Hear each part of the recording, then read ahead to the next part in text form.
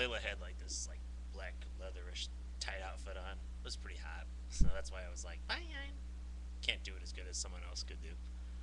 So let's see. So Rigo and her come out, and then the next match we have is like a tag team title rematch or something. Before I get into that, so over the weekend, like at a house show, I think it was in Canada, maybe I don't remember exactly where it was. Um, Miz and Morrison won the tag titles from Punk and Kofi Kingston. They won the tag titles from him, and so this was a rematch for Kofi and Punk. Um, so they have a tag team match. It was pretty good match, I thought. Um, Miz and Morrison like won the match with Morrison got them in with the Moonlight Drive, that corkscrew neckbreaker move. Pretty good matchup.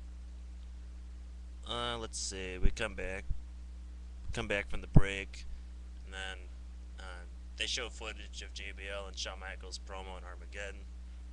Um, Basically, their storyline is just like, you know, HBK hasn't saved his money over the years and he's broke, and so he's taking a job with JBL to make money for his family and college and kids and things like that.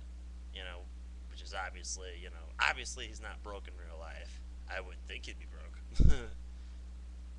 But yeah, this storyline's something new from the writers, I guess. But um, I think they're going about it the wrong way because I guess they're trying to make Michaels look all sympathetic and stuff. You know, they should like just have like JBL kind of bully him a little bit more, pressure him a little bit more. You know, do something with him a bit more instead of like Michaels just trying to be all like sympathetic and stuff. And no, not sympathetic like the sympathetic nervous system, just sympathetic. So let's see. They had a promo, but I don't remember the details, and I really don't want to talk about it. You want to? I'm sure you could find it on WWE.com's website or on YouTube somewhere. Somewhere it exists. It always exists somewhere. Let's see. Yeah, basically they come back and this might have been earlier. They come back and Kelly tells Kane who it was during the commercial break that she likes or something, and Kane leaves, and then Kelly's like with Candice Michelle and Maria, and she's like all freaked out, and then they're just like trying to comfort her or something, and then it doesn't really work, I guess. Um, Next we come back and we have Dolph Ziggler versus Santa Claus, aka Charlie Haas dressed up as Santa Claus. This match was a little bit too long. I thought like I was just expecting Ziggler to win like kind of like somewhat of a squash maybe, but they tried having a decent match or whatever. My thoughts with Dolph Ziggler. He's got some wrestling talent, but his gimmick's kind of dumb. He's like, I'm Dolph Ziggler. I'm Dolph Ziggler. I'm Dolph Ziggler. He had to just freaking take like this digital voice recorder right here, fucking tape his name on it, and then fucking wrestle a match and then play it. Be like, Dolph Ziggler. I'm Dolph Ziggler.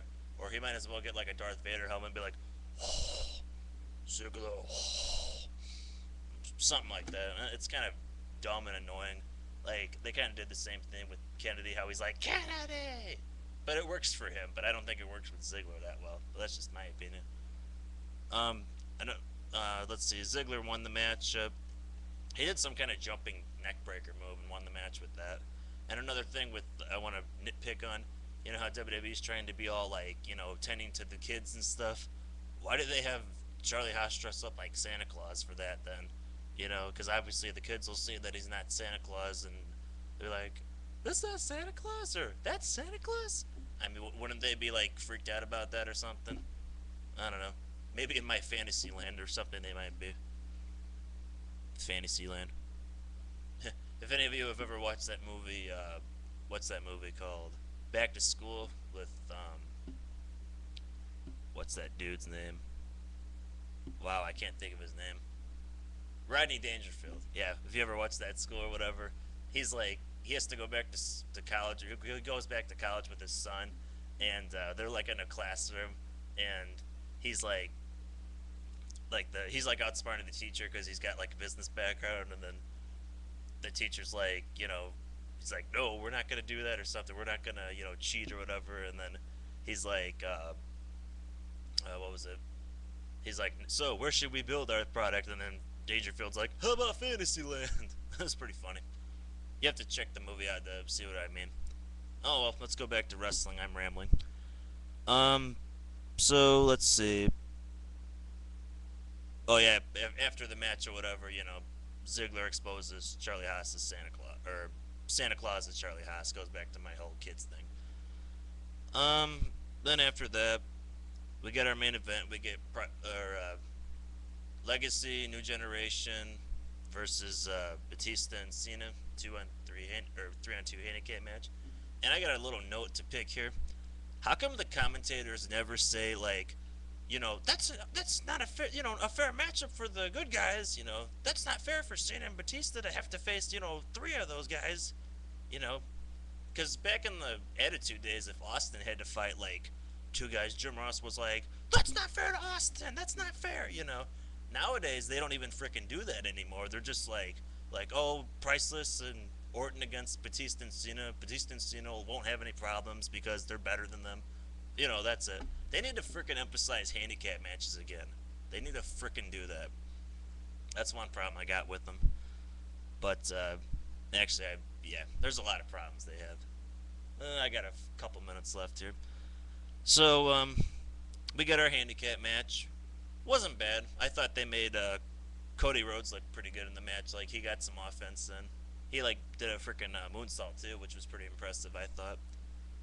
But, yeah, there was a no contest in this match either. Like, the finish was basically they were isolating, I think, Cena outside the ring. Orton was having Priceless attack him or something, going against the ref's wishes. And Orton punts Batista in the head, takes him out, gives him a concussion or whatever. But knowing Batista, he'll probably be back next week, which is also another weird thing. How come when they punted like Ted DiBiase, he's like still out of action, but like someone else can get punted and then they're just out for a week or something? I don't know. It probably depends on impact or whatever, but it's kind of dumb how they do it like that. But yeah, that's the Raw review. Hopefully you guys enjoyed the show. Um, Want to show you something real quick here. Like, I know you guys, anybody that's watching this is probably getting tired of low budget, but guess what? Video camera, cord on the video camera, USB on the video camera. That's right, I'm gonna freaking figure out how to make actual decent videos away from the low budget. So maybe I may have slightly higher budget videos, and hopefully I get to do some more fun stuff with it too. Because yeah, I'm done with school for the semester. I got a few weeks off, and I've got some fun to do on the camera. So yeah, I might join you again with another Raw review sometime this week, or maybe ECW review or something, Either way, I'll post something. So thanks for watching. Peace out.